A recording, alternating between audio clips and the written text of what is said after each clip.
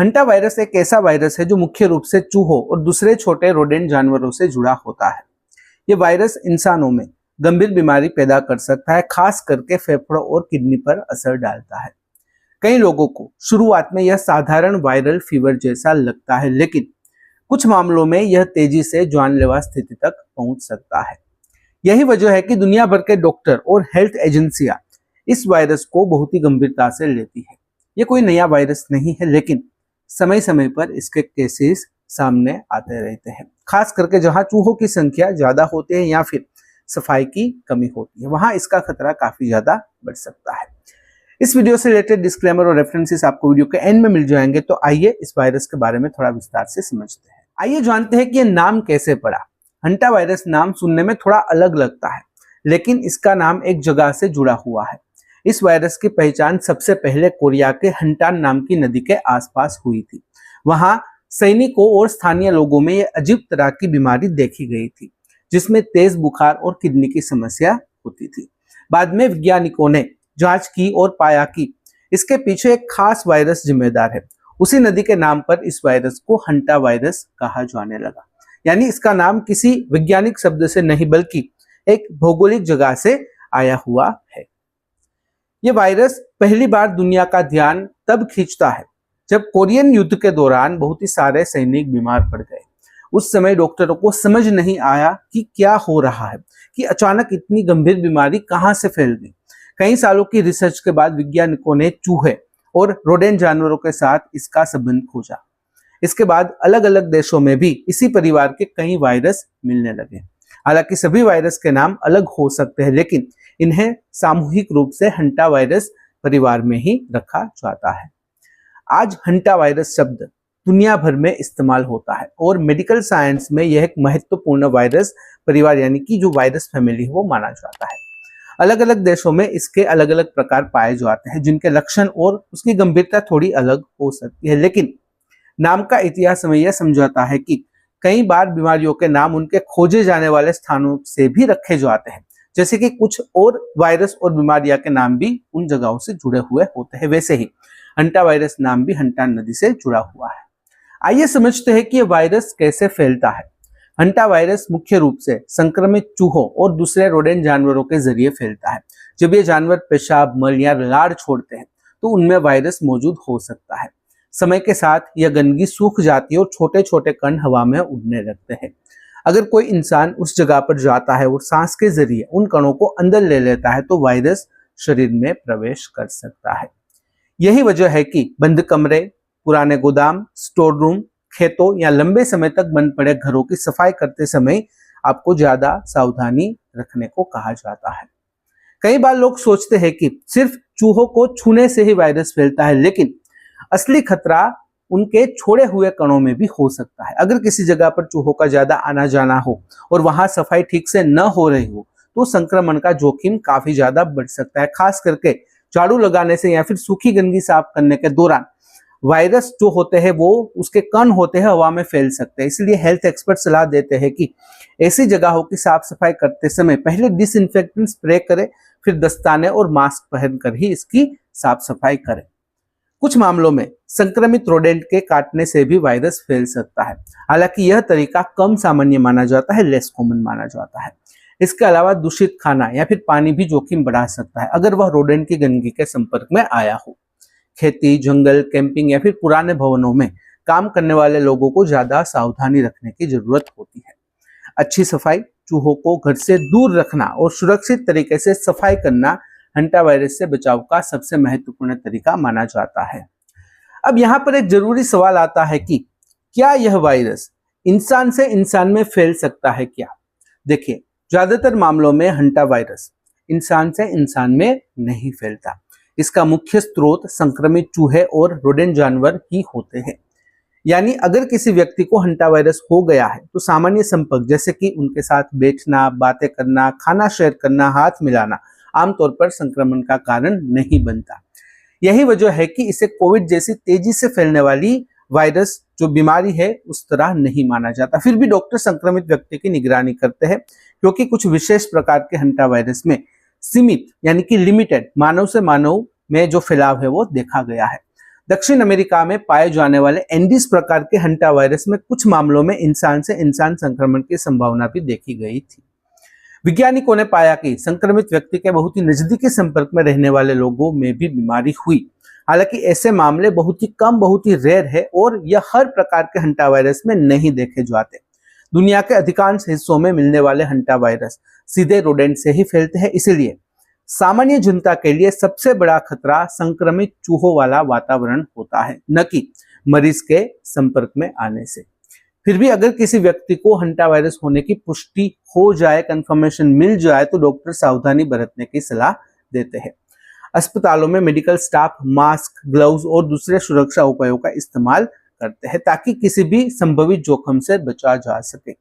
परिवार के लोगों को भी सफाई और हाथ धोने का ध्यान रखना चाहिए, लेकिन आम हालात में घबराने की जरूरत नहीं होती, क्योंकि यह वायरस सामान्य सामाजिक संपर्क से तेजी से नहीं फैलता जैसे कोविड फैला था।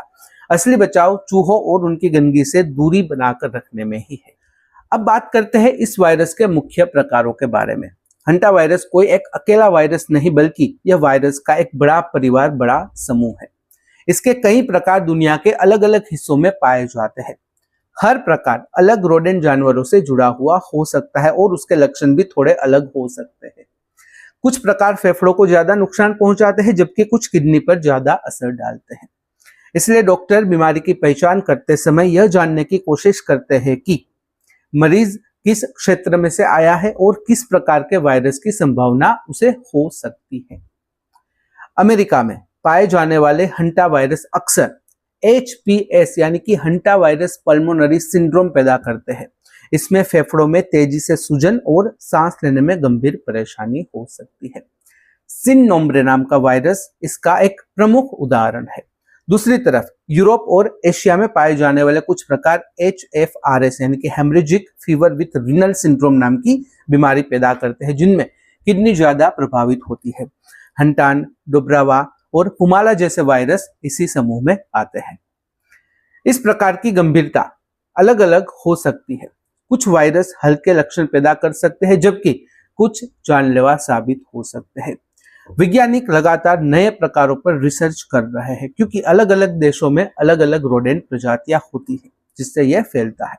यही कारण है कि किसी जो इलाके होते हैं उसमें पाए जाने वाले हंटा वायरस का प्रकार दूसरे इलाकों से अलग हो सकता है। हालांकि सभी प्रकारों में एक बात समान है, इनका संबंध रोडेंट जानवरों से होता है और संक्रमण से बचने के लिए सफाई और सावधानी सबसे जरूरी मानी जाती है। अब वीडियो का सबसे महत्वपूर्ण हिस्सा कि वायरस के लक्षण क्या होते हैं और कब दिखते हैं। हंटा वायरस के लक्षण शुरुआत में बिल्कुल सामान्य वायरल फीवर जैसे लग सकते हैं। मरीज को तेज बुखार, ठंड लगना, सिर दर्द, बदन दर्द और बहुत ही ज्यादा थकान महसूस हो सकती है। कई लोगों को मांसपेशियों में दर्द भी होता है, खास करके पीठ, जांघ और कंधों में। शुरुआत में यह इतना सामान्य लगता है कि लोग इसे साधारण वायरल इन्फेक्शन ही समझ लेते हैं। कुछ मरीजों में उल्टी, पेट दर्द और दस्त जैसे लक्षण भी दिख सकते हैं। यही वजह है कि शुरुआती स्टेज में बीमारी को पहचानना काफी मुश्किल होता है और अक्सर नजरअंदाज हो जाती है। आमतौर पर वायरस शरीर में जाने के 1 से 8 हफ्तों के अंदर लक्षण दिखाई दे सकते हैं। शुरुआत के कुछ दिनों बाद कुछ मरीज की हालत अचानक खराब होने लगती है। सांस लेने में तकलीफ, सीने में जकड़न और फेफड़ों में पानी भरने जैसी स्थिति भी पैदा हो सकती है। यही स्टेज सबसे खतरनाक मानी जाती है, क्योंकि मरीज को ऑक्सीजन या फिर ICU सपोर्ट की जरूरत पड़ सकती है। कुछ प्रकारों में किडनी पर असर पड़ता है, जिससे पेशाब कम होना, सूजन और ब्लड प्रेशर की समस्या हो सकती है। हर मरीज में लक्षण एक जैसे नहीं होते। कुछ लोगों में बीमारी हल्की रह सकती है, जबकि कुछ में तेजी से गंभीर रूप ले सकती है। अगर किसी व्यक्ति को चूहों वाले वातावरण में रहने या सफाई करने के बाद तेज बुखार और सांस लेने की समस्या शुरू हो जाए, तो इसे कभी भी नजरअंदाज नहीं करना चाहिए। जल्दी पहचान और सही मेडिकल केयर से मरीज की जान बचाई जा सकती है। इसीलिए लक्षणों को समझना और समय पर डॉक्टर के पास जाना बहुत ही जरूरी माना जाता है। आइए समझते हैं कि डॉक्टर के पास कब जाना चाहिए। अगर किसी व्यक्ति को तेज बुखार, शरीर में दर्द और बहुत ही ज्यादा कमजोरी महसूस हो रही हो और हाल ही में उसका संपर्क चूहों या फिर उनकी गंदगी वाले माहौल से हुआ हो, तो डॉक्टर से सलाह लेनी काफी जरूरी मानी जाती है। कई लोग शुरुआती लक्षणों को सामान्य वायरल बुखार समझकर घर पर आराम कर लेते हैं, लेकिन हंटा वायरस में हालत अचानक बिगड़ भी सकती है। खास करके अगर बुखार के साथ सांस लेने में दिक्कत शुरू हो जाए तो इसे बिल्कुल भी हल्के में नहीं लेना चाहिए, नजरअंदाज नहीं करना चाहिए। शुरुआती जांच से डॉक्टर बीमारी की दिशा समझ सकते हैं और जरूरत पड़ने पर अस्पताल में भर्ती भी कर सकते हैं। सांस फूलना, सीने में भारीपन, जकड़न, लगातार उल्टी होना, चक्कर आना, पेशाब कम हो जाना, इस प्रकार के लक्षण खतरे का संकेत हो सकते हैं। ऐसे समय तुरंत ही अस्पताल जाना जरूरी होता है। कुछ मरीजों में ऑक्सीजन का स्तर तेजी से गिर सकता है, इसलिए देरी करना जोखिम भरा हो सकता है। डॉक्टर मरीज की हिस्ट्री पूछते हैं, जैसे क्या हाल ही में किसी बंद कमरे, खेत, गोदाम या चूहों वाली जगह की सफाई की गई थी कि नहीं। यही जानकारी सही डायग्नोसिस में काफी मदद कर सकती है। अगर किसी इलाके में हंटा वायरस के केस रिपोर्ट हुए हो और उसी दौरान किसी व्यक्ति में इस प्रकार के लक्षण भी दिखे हो तो अतिरिक्त सावधानी रखी जाती है। डॉक्टर ब्लड टेस्ट, छाती की जांच और दूसरे टेस्ट के जरिए स्थिति समझने की कोशिश करते हैं। जितनी जल्दी मरीज मेडिकल केयर तक पहुंचता है उतना बेहतर इलाज, उतना सुरक्षित इलाज मिल सकता है, निगरानी मिल सकती है। इसलिए देखते हैं कि ठीक हो जाएगा, ये वाली जो सोच है यह काफी नुकसानदायक साबित हो सकती है। आइए आगे बढ़ते हैं और जानते हैं कि इसका इलाज कैसे होता है। हंटा वायरस के लिए अभी ऐसा कोई खास एंटीवायरल इलाज नहीं है जो हर मरीज में पूरी तरह असरदार साबित हुआ हो, इसलिए इसका मुख्य इलाज सपोर्टिव केयर पर आधारित होता है। मतलब मरीज के शरीर को सपोर्ट देकर उसकी हालत संभालने की कोशिश की जाती है। अगर मरीज को सांस लेने में दिक्कत हो रही है तो फिर ऑक्सीजन सपोर्ट दिया जाता है। गंभीर मामलों में आईसीयू और वेंटिलेटर की जरूरत पड़ सकती है। डॉक्टर मरीज के ब्लड प्रेशर, ऑक्सीजन लेवल और दूसरे अंगों की लगातार निगरानी करते रहते हैं। अगर किडनी प्रभावित हो जाए तो मरीज को अतिरिक्त फ्लूइड मैनेजमेंट या फिर डायलिसिस की भी जरूरत पड़ सकती है, जो डॉक्टर तय करते हैं। कई बार मरीज को अस्पताल में कई दिनों तक निगरानी में भी रखना पड़ता है ताकि अचानक बिगड़ती स्थिति को अच्छी तरह से सुरक्षित तरीके से संभाला जा सके।